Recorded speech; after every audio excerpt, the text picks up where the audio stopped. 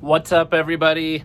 We are in the basement. The car is here, doing our coronavirus thing, painting, lots of painting. Today we are going to do a special little run through because I know a lot of you are in basements and bored out of your minds with this stuff. Today we are going to run through every vehicle I've ever had. Now, this might be a couple of parts. I haven't decided yet. We'll see how long this takes, but stay tuned. Thank you for joining, and let's get going.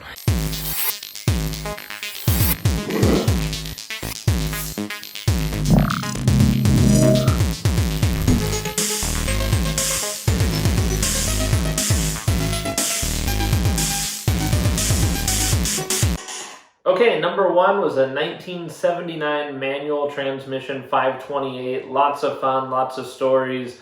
Ended up blowing the motor up on it, and that was pretty much that car. After that, my grandpa had this 51 Oldsmobile that he gave to my family. My dad said that if I could get the car running, I could have it. I legit did everything I could to get it running. It took me like $40, but a lot of time and kind of like going through stuff. Eventually, I was able to get it running, kind of had some fun with it. It was way more reliable than I thought it should be. And yeah, pretty cool car all around. Not the cleanest thing, but it would have been a good one to restore. Later on, I got this 86 BMW 325. Whoops, sorry for the typo there. And I should know that because 325s weren't around. Basic, nothing done to it, just a stock car. Had a gnarly bent front bumper. But that car kind of led me to really wanting to pick up a kind of project car. So I had always liked these Holden Monaros. And when they came as GTOs here in America, I really wanted to buy one and like build it out and make it look like a Monaro and stuff. So these are way underrated cars. If you can get a good deal on one, such a fun car. This one had the LS1. If you get the older ones, you can get an LS2 in them, 400 horse. So really cool. Love the car. But after that, I started really getting into like drifting and 8086s. So on the side, while I had the Monaro, I also picked up Toyota Corolla SR5. Now, this is before the days of like lots of photos and stuff on Craigslist. This was just me like hunting it down. I bought this car sight unseen in San Diego. Flew down, just asked the guy if it ran, if it had rust, and if he would drive it to Salt Lake. I flew down, bought it in San Diego, drove it back in a day, got the sunroof stuck open, got a sunroof-shaped burn on my leg. But the car overall was super clean, and I wish I'd have just saved it as is, but it became a project car. In the meantime, I also picked up my second Hachiroku, which was a 87 Corolla GTS, covered in rust. I figured I'd hide a lot of that with spray can, spray paint, which was a horrible idea. Sorry, car, but it's what happened. After that, I went to in 2007 STI, which was such a cool car. I'd always wanted an STI. Didn't make the money to buy one. Finally, when I had the money, found the car, bought this satin white pearl beast, put a wing on it because for some reason previous owner had taken the wing off. It was nice to have a heater. This is one of the first cars I really started taking out to Miller Motorsports Park and driving on track there. So super stoked on it. Actually, Ken Block's car was one of these. He was at this first winter cross that I went to. Just had a ton of fun with this car. Drove it all over the place. It's one of those cars that you really regret selling, I think, later on, especially now that it's become kind of a cult following car. But, man, tons of fun. Even stock, that was a great car. Just had a certain feel and look to it that was irreplaceable. At the time, this is a cool story. I found this on a local ad site.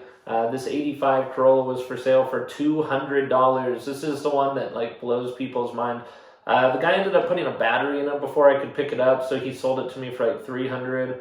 But this was a true 85 GTS-Hachi. Good amount of rust, body'd been resprayed, but he was the original owner. Gave me all the sales manuals. I'm not sure if I still have any more, but I had like the bill of sale. all that kind of stuff on this hatch. Biggest issue with this car was just the rust was a little bit out of control. And while I was trying to decide what I wanted to do with it, a guy approached me who had a 20 valve swapped blacktop 86 coupe, and he said, hey, I really want a hatch. Will you trade me straight across? So guess what? I did. So I got this blue 86 Corolla GTS with a blacktop already swapped. It had a few things to work out, but the car was in such good shape, which is funny because I was in this like race car stage where I wanted to like tear every single car apart and do stuff to it. So I worked out the car, set it up on some coilovers, got some wheels on there, got the engine running, right, put a wing on it because what drift car doesn't have a wing, and I took it out for a big Pro-Am event, got my car a modified magazine, thought it was super cool, and from there started sanding it down so that we could do paint job. I really wanted to paint my own and like build my own Corolla and make it my way. This is how it turned out, kind of like a super high metallic flake, baby blue color with 04 STI Java Black Pearl roofline. This car was so much fun. Really actually enjoyed having the car. The color was a little bit obnoxious looking back at it, but at the time I thought it was cool. And actually I liked it a lot better when I took the wing off the car. Had some decent wheels on it. Those are just like, I don't know, Sport Maxes or something. Got to have a lot of track time though in this car. Super loved the car. I thought I had a really nice ride height and stance as well. And eventually put on some T37s on this bad boy. Those you can't tell, but those are mag blue T37s there. Yeah, just super cool.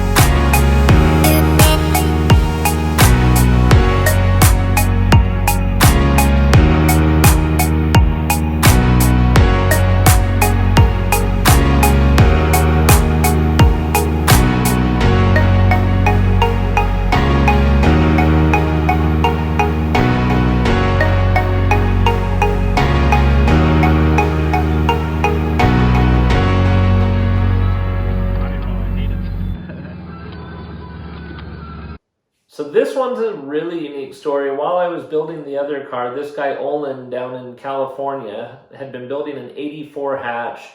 Absolute, like, did everything on this car. Cage through a professional rally cage builder, full rotisserie paint and chassis work, everything plated, just good car, but it was so far from being done, and he had put a 20 valve in it, hadn't finished it, nothing ran, had a seat, nothing had brackets or anything. So I started going through this car with Micah, my friend, who shares the Hachiroku love with me, and we started putting the car back together. When I had the car basically back together, it needed paint and a few things. A rally team, believe it or not, I didn't believe it, in Finland contacted me, asked me if they could buy it, wired me a ton of money for it, and then I never heard from them. And then like 6 months after I had sold them this car, the guy just randomly shows up at my front door with a truck ready to pick the car up. So it was super weird. For the longest time, I thought I was keeping the car and the money. Dreams do not come true, though. I don't know, maybe I wish I hadn't sold it. It's such a cool car. It's probably trash now. Kind of during this period and at that time, I was looking into car deals. I got a really good deal on this 2008 STI. Subaru was just trying to get rid of these cars because nobody wanted to buy them. I got this car for like $15,000 under MSRP. Now, we also bought this '04 Civic Si. I have never had a car that more people wanted to try and race me in. There's not one other car that people revved at me more than this car, which was crazy to me because it was such a basic, slow car. And after that, we sold it. We picked up this SR5 automatic Hachiroku 86 in pretty good shape. It was missing a couple of things, a little bit of dirt, but it was just kind of like a cool daily driver that we could drive around until we did something else. Thought about using it for a project. It was a good one for Nikki to like learn how to work on. And then after that, we bought this 71 Datsun 240Z that was built out for an RB26 swap. So this was a really cool car. I did some of my first like art, I guess, under the hood. So I don't know, pretty cool. The guy that I sold this to has since gotten up, I think, to like 700 wheel horsepower, 750, something like that. But such just a clean, immaculate chassis. The car, this is the example of why you want a clean chassis to do a project like this, because people make a big deal about you doing it, but this is 10 times the car that car would be just sitting stock in some guy's garage, not being driven. So the car has turned out absolutely perfectly. During that time, we picked up an automatic Mini Cooper S, just a good little car for getting around. Drove it kind of all day, every day, getting to work, commuter car. No modifications. The wheels had really weird brown, kind of powder coated, I guess. This was the track van. This is what I used to pull around the race cars. I think it was a 98 Ford 350. This is while I had the Turtle Factory stuff going on. And then later a friend of mine knew I needed to get another kind of commuter car, so he put this really rusty GTS together for me with louver windows. It was a cool car, but again, just so much rust on it. Complete interior. It would have been a really good car, I guess, for a project. In retrospect, when we're looking at what Hachirokus are going for now, this would have probably been a good one for me to keep and build, but life moves on. I got this Volkswagen Golf as a trade for a go-kart that I was selling, shifter cart. The guy really wanted the shifter cart, so straight trade. Good car, but man, electrical was insane on that car. Later we got this as another commuter, the Jetta 2.5. I don't know if I've seen a more exciting car with gray interior and nothing going on for it. Slow, boring, but it drives you around town. After that, I decided I wanted to build a Mini Cooper race car. So this is a '06 Mini Cooper S manual supercharged model, if you don't know these ones. Upgraded the supercharger, sway bars, suspension, brakes on the car, wheels, race rubber, and that. It was a pretty good car for like lap battle and like time attack.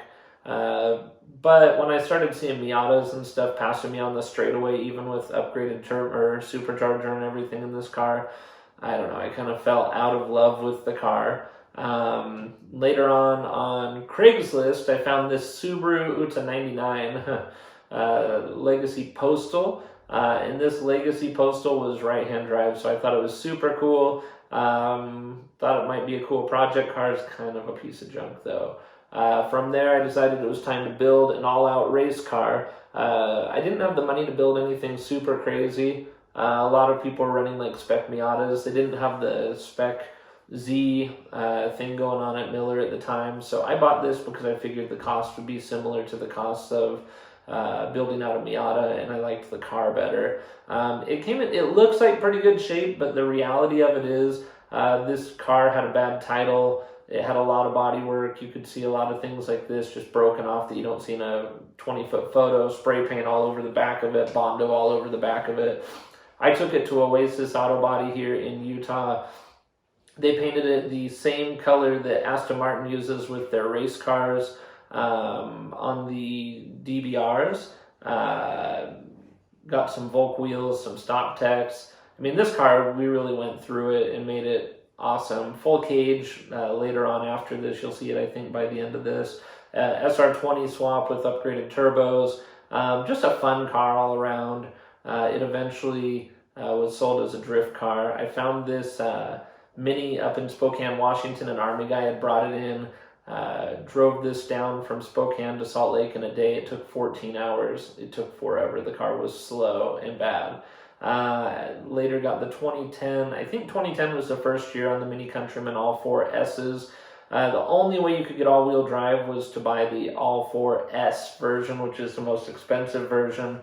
But it was a cool car. Drove it a lot. I think we put like 30,000 miles on in a year. This is a 2001 Subaru 2.5 RS. Also a good car. Didn't do a lot of work on it other than just preserve it and make it clean as I could. Drove it along until I found this '04 M3. This was a pretty unique car because it's a Mola on cinnamon, which was not offered from the factory. It's an individual color package, so the previous owner had it built like this, just clean. After that, I was really hooked on the FRSs. I wanted a brand new FRS just because of all my Corolla kind of background. As many of you know, the background on the BRZ FRS 8.6, these were kind of the new age AE86. But the first one I bought had structural damage from the factory. This is what it looked like as I was picking the car up after I did all of the paperwork. And so Toyota actually let me drive the car for about 6 months while they were trying to get me another one. The car was hot at the time. No one had them. And eventually the car went back to Toyota so they could give me a new one. But in the meantime, I think I put like 25,000 miles on the car in 6 months. Road trips, you name it, like everything was done on this car.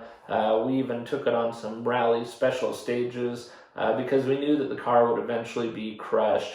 And so when I got the new car from Toyota, had it delivered with TRD exhaust, did the TE37 wheels, started doing all the chassis work on their Cusco, everything, bracing. I wanted the car to be lightweight and really set up for that.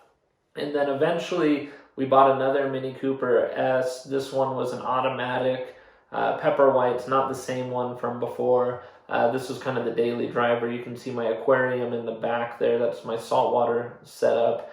'04 STI swapped, 2002 WRX. This car was so fast when it ran right, but it did not always run right. This car was constantly down. So even, I mean, it was like anything that could break broke on this, but it was a really fast car. So loved it, but yeah, bye. As I was moving back to Portland, I saw this car at a dealership. I had missed from my '04 STI, my '04 M3. Really missed kind of the luxury, power, etc., for around the price of an FRS. Such a way better car. I would never tell anybody to do what I did. That was a mistake, getting rid of the 04 to buy an FRS. But this car was amazing. I maybe even still have it today, but you'll see what's next is kind of why I got rid of the car. And I had them both together for a while, but when I sold this car, the guy, as we went to the bank to get his check, curbed the wheels as we were parking at the bank. I didn't even get out to look at it because I was so sick that it had happened. Those are such awesome wheels. It's just like the perfect car. That's a car, if you ever can get one, buy it.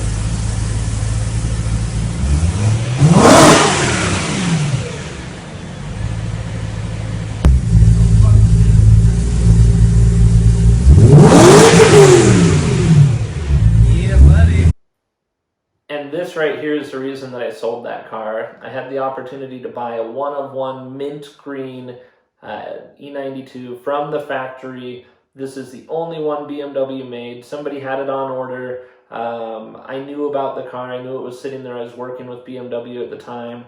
And when I saw that this car was even there, I wanted it, but somebody was trying to buy it in New York.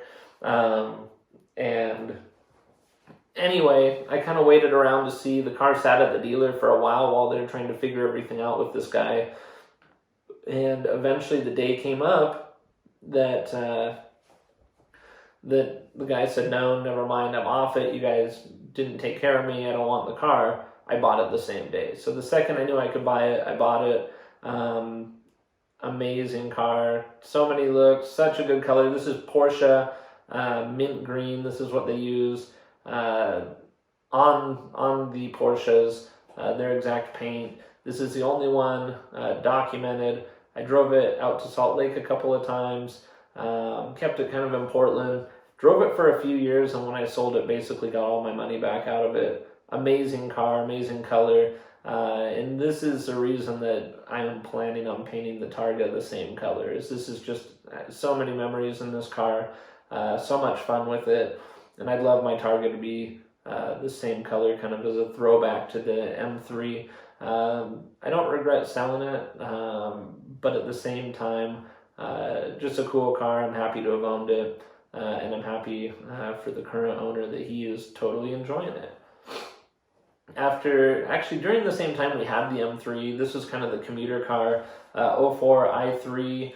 Still to this day, I think that these cars have some of the absolute best interior design. Just, these are fun, cool cars, and I get that they're very polarizing. You know, some people hate them and everybody loves them that doesn't hate them, and it's just kind of along those lines. If you haven't driven an i3, I would definitely say that you should get out and do it. I used to park my Ducati behind the i3 there at the condo. When we got a house again, I wanted to find another Mini Cooper. This one is such a weird story because I had looked at this one in Salt Lake. The car sold out from under me when I was going to buy it before. It was actually the Z-Max car. This is the one they did the body kit. This came from England like that color. This was their show car. It came to Salt Lake. The guy had it. I was going to buy it. Sold out from under me. And then it popped back up on Craigslist a couple years later. So I had to have it. Now this one was advertised as like a 71. I think that's what the VIN was like a 71 on this. But in reality it was a 98 because it was the 1200 fuel injected motor. Had airbags. You know, it was just a really cool car. But it needed everything gone through. There was a time I was driving on the freeway and one of my disc brakes literally crumbled when I got on the brakes, jammed up.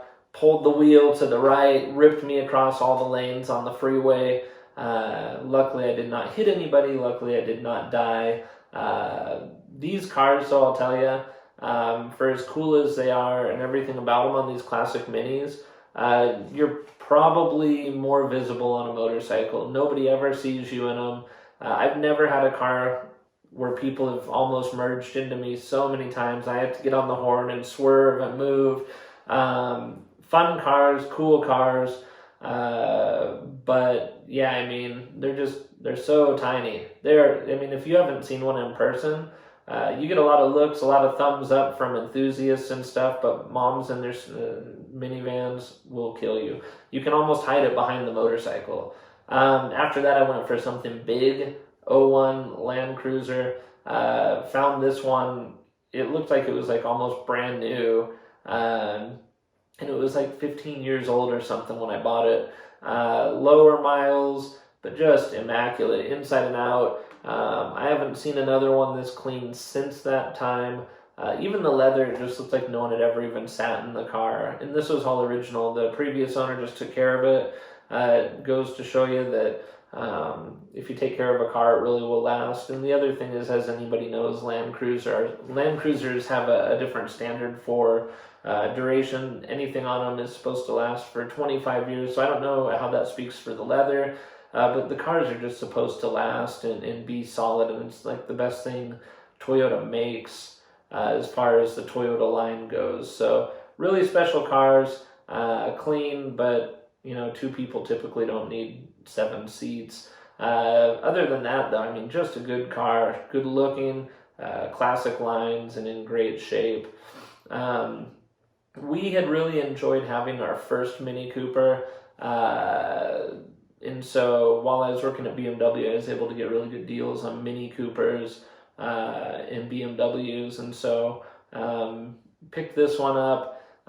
Great car. Eventually was T-boned in a hit and run and got rid of that one. But they're awesome in the snow. They squat really well. They drive really well at speed in the snow. Very predictable. Just all around, just really good cars, worth a drive. Picked up another 2016 i3, different color this time. These cars, you lease them, you don't buy them. I have a video all about leasing those, and I would definitely say to go back and look for that. If you're interested in i3s or you have questions on electric cars, I know everything about them, so let me know.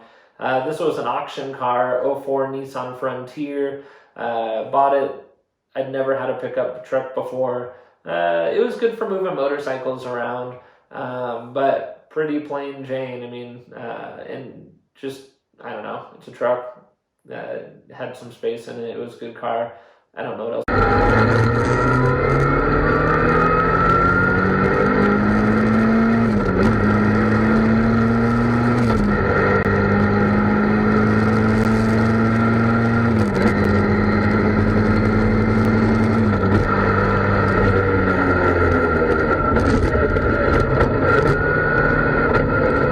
So if you've never driven a $60,000 60 with 3 more zeros AE86, I have, and I owned one, and this is it. So this car had a Quaife sequential transmission in it, full body restoration, full cage, full motor build, red top, chassis. I mean, you name it, it was done on this car, and it was an amazing car.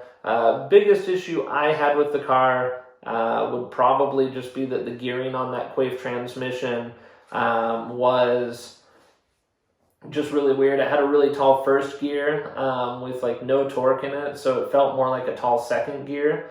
But just a great car, clean. The cage was done so perfectly in this one. We had it so that a full interior with a full cage. Those stickers were from the previous owner. Those all came off. You can see the sequential there. Just a cool, balanced, wicked car. Headlights updated. Japanese bumpers, paint work done, great exhaust. I mean, the only thing I think missing, I guess, is the back seat because of that bar. This car, I saw it when I was driving through Beaverton, Oregon. Pulled over, told the guy, hey, this is clean. What will you sell it to me for? He said, well, you know, here's all the records, here's everything that's done to it. I'll sell it one day, but not today. I kept bugging him. Eventually he sold it to me. And then someone else that had wanted it got a hold of me and was begging me to sell it to them. So we kept it kind of within the family. This car is still around, and I have an opportunity to get it back if I ever do want it.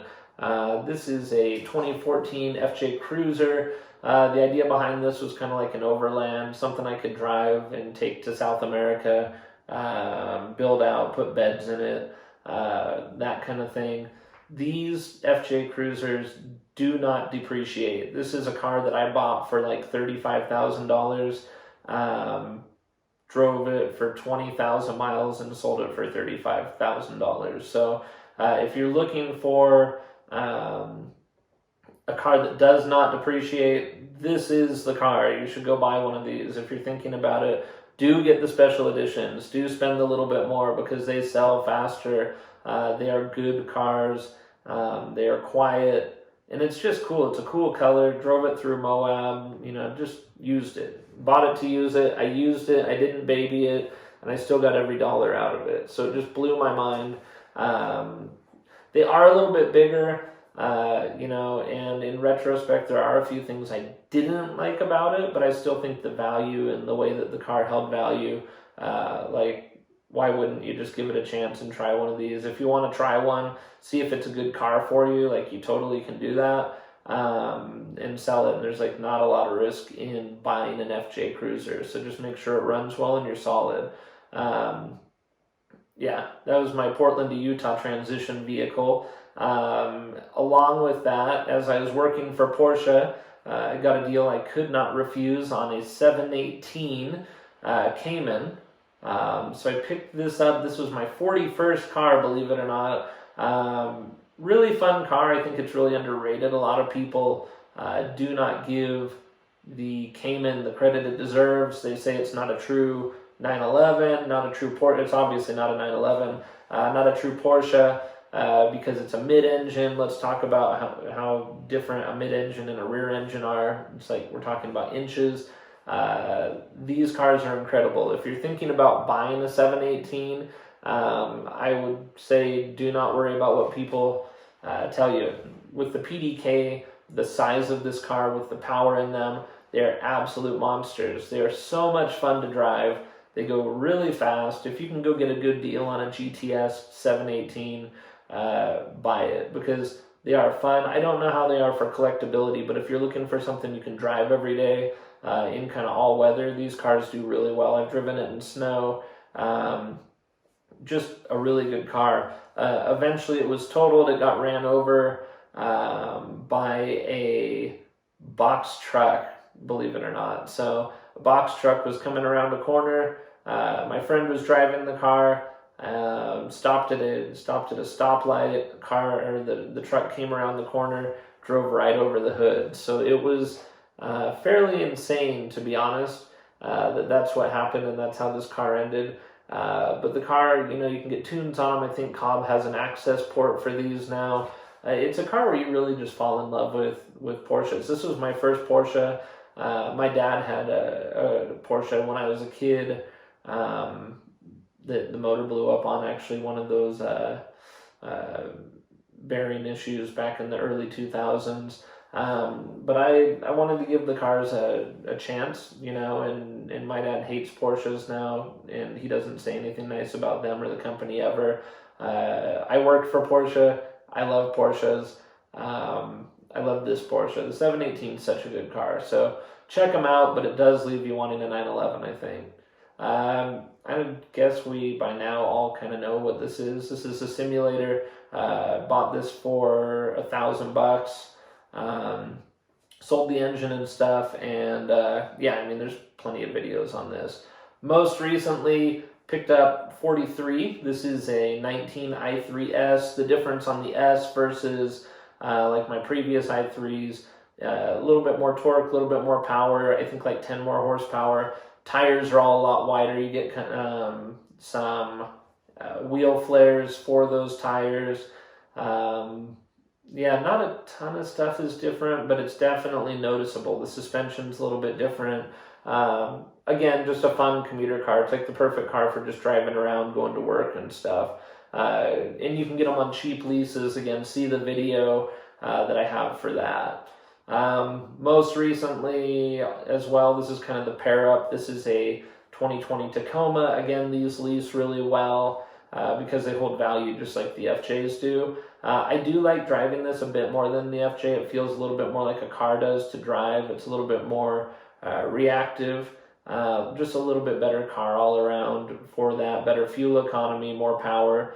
And in stock form, I made it up a crazy trail that you can also see in my videos. It's just been impressive so far. A lot of plans here for overlanding and that. So check out the other videos on that. I will post a lease video on these as well.